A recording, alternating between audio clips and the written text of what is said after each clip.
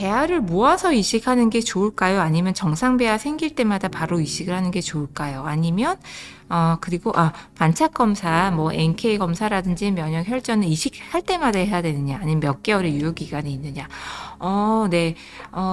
일단은 뭐 그 면역 세포, 그러니까 NK의 어떤 세포나 뭐 면역 혈전은 어떤 시점에 검사를 했을 때는 혈전 수치가 조금 자가면역 항체 양이 좀 적게, 그러니까 약 양성 정도로 나왔었는데, 또 다음에 일정 시간을 두고 다시 검사를 해봤을 때 또 훨씬 더 높게 그 양성으로 나온 경우가 있긴 있어요. 그래서 일단은 보통은 저희가 이제 혈전 관련된 자가면역 항체가 한번 양성으로 나온 경우에는, 물론 이제 양성이 한번 나왔다면 저희가 이식을 해줄 때 당연히 이제 크렉산 주사를 쓰고요. 크렉산하고 아스피린을 같이 쓰고, 이제 그 처음 한번 검사를 하신 경우라면은 적어도 한 3개월 정도 후쯤엔 저는 다시 한번 검사를 해보는 편이에요. 이게 꾸준하게 계속 양성으로 나온 편이신가, 아니면 그 양이 오르락내리락 하는 편인지는 한번 체크를 하는 게 좋거든요. 그래서 그렇지만 이제 이식할 때마다 매번 검사하실 필요는 없는 거고요.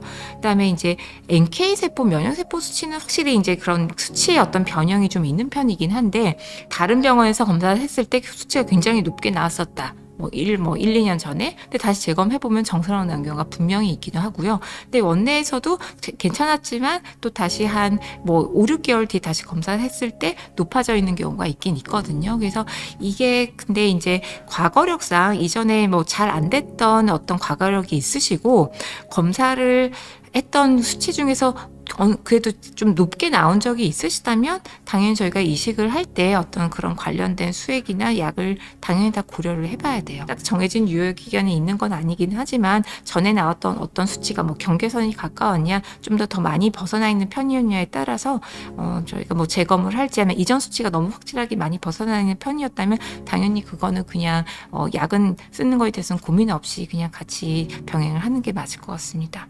그다음에 배아는 정상 배아가 생길 때마다라는 의미가, 이 정상 배아라는 게 뭐 PGS까지 하면서 염색체가 문제가 없는 배아를 말씀을 하시는 건지, 아니면 그냥 수정이 어느 정도 돼서 상태가 등급 자체만 일단 봤을 때 괜찮은 배아를 말씀하시는 건지가 지금 조금 질문으로 봐서는 좀 애매한데요. PGS가 정상인 배아라고 하더라도 당연히 이제 착상을 100% 해주는 거는 아니기 때문에, 만약에 뭐 환자분의 연령대에 따라서 뭐 5일째나 뭐 6일째 배아를 2개를 이식을 하실 수 있는 사실 연령대라면, 저는 PGS 정상인 배아도 그냥 2개는 이식을 하시는 게 맞을 것 같고요. 그런 검사를 안 하는 그냥 일반적인 뭐 3일이나 4일째 뭐 그런 배아라고 한다면, 그러니까 난소 기능이 이제 낮아져 있는 분들은 이제 한 주기에 만들어질 수 있는 배아의 개수가 아무래도 제한적이다 보니까 배아를 이제 동결했다가 이제 모아서 이식을 하시는 경우도 많이 있고, 근데 그 한번